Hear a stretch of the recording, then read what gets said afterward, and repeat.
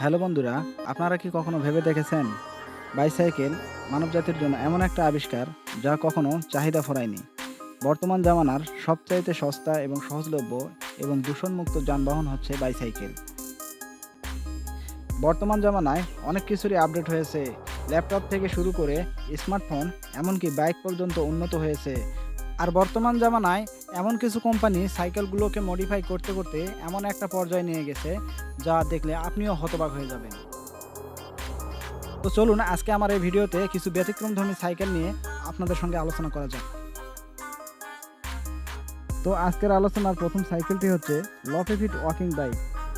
এটি নেদারল্যান্ডের একজন বিজ্ঞানী ব্রুন বাকমিস্টার আবিষ্কার করেছেন 2014 সালে। ট্রেডমিলকে রাস্তায় নিয়ে যাওয়ার আইডিয়াটা আসলে একটা অদ্ভুত আইডিয়া।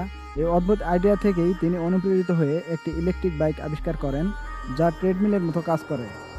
এই সাইকেলটি চালানো অত্যন্ত সহজ। এটিকে একটু রানিং করে নেওয়ার পর ট্রেডমিলের মতো চলাফেরা করলেই সাইকেলটি সামনের দিকে চলতে শুরু করে। এটি পেডেলের বদলে ইলেকট্রিসিটিতে কাজ করে।